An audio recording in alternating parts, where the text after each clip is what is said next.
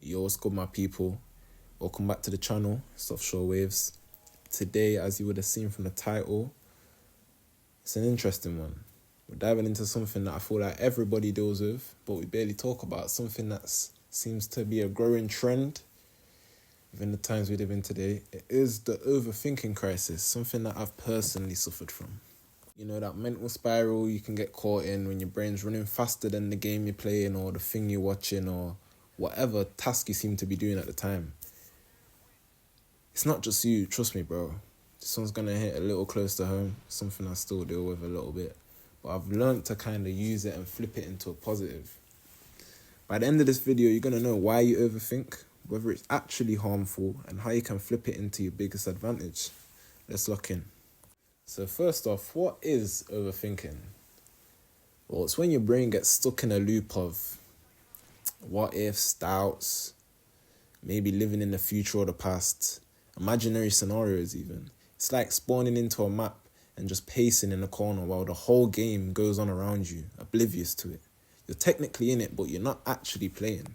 Psychologists name this phenomenon rumination, and it's essentially replaying the past or fearing the future over and over. And you know what? It's fucking exhausting. It drains your energy, it drains your focus and your confidence.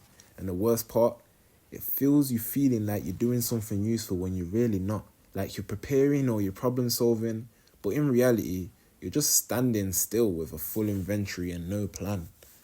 Here's the thing though, overthinking isn't necessarily a flaw. It's actually a survival tool from back when we were running from saber-toothed tigers, back in the day, caveman. Not that I would know anything, but it's human psychology, you know. We always like to replay fears or the worst outcome in our minds so that we're equipped for if that scenario was to come up. Basically, your brain's just trying to protect you. But today, we're not fighting these saber-toothed tigers anymore. We're fighting self-doubt, social media comparisons, and too many damn choices at the end of the day, too many options. Modern life is constant input, notifications, deadlines, pressures to be great by 25. It's no wonder your mind goes into overdrive. It's natural.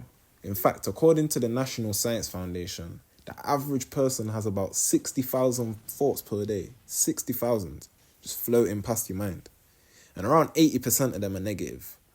That's crazy. I think that's wild, to be honest. It means most of your mental traffic is probably junk. So can overthinking be dangerous? The short answer is yes, it can be. Overthinking is linked to things such as anxiety, insomnia, procrastination, and even depression. It's like quicksand. The more you struggle, the deeper you sink. So you have to really get a grips of it and be in control of your mind and be present. Know when those negative thoughts arise or you're not living in the present. Just remind yourself, whoa, I'm overthinking here. These things are 99% not going to happen. And flip that energy back into a positive motion and into something productive. Inevitably, overthinking isn't the enemy here. The lack of control over it is. Your brain's like a big supercomputer, if you will. Overthinkers, you've just got the settings on something that's not really tuned for you, maybe on ultra instinct mode, but no one's taught you how to use it. So we're going to change that today. Let's tinker with those settings a little bit. I'm going to let you in a little bit on how to use overthinking as a superpower, something that I've used and benefited me detrimentally. Like, it's really helped me out a lot.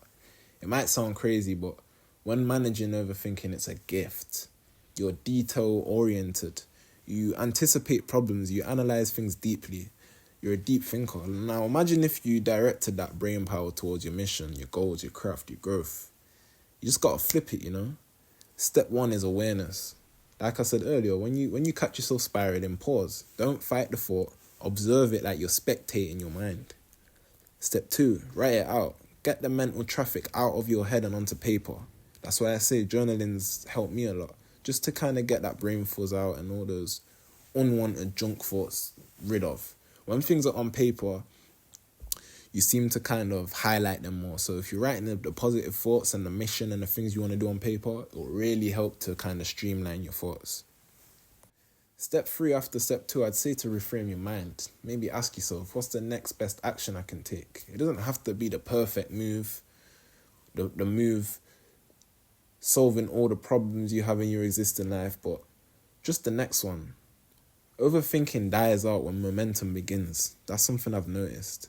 And step 4, I'd say set mental time limits. Give yourself, I don't know, 10 to 15 minutes to think through something, then move, make decisions. Not perfect plans. Perfect planning can actually play its role in procrastination. Constantly planning, trying to be a perfectionist. Just start, bro. Just start and the wheels will start turning. To kind of sum this whole overthinking crisis up for everyone. My final thoughts on becoming mentally great. As you would have seen from my last video about how to be great in general, defining your success, working on the 4 pillars. Today I'm going to try and give you a way on how to turn your overthinking into an attribute of someone great. So here's the real truth. In a world full of distractions, the bar to be mentally elite is insanely low, like I mentioned in my previous. Most people are scrolling, stressing, and waiting for the answers that will never come. They just won't come. If you can learn to control your thoughts instead of letting them control you, you'll stand out. Combine that with discipline, purpose, and a bit of peace of mind, a bit of peace, a bit of serenity, you're unstoppable. So next time your brain's racing, don't panic, smile. You've got horsepower, just learn to drive it. Just learn how to move that car forward constantly. If you found today's video useful in any sort of way, or you found yourself victim of the overthinking crisis, drop some comments below on your experiences, what's helped you. Those sort of things will be highly appreciated. Thank you for taking the time to listen to this video. I hope it serves some value to you guys. And yeah, man, we're just getting started. See you in the next one. Bye.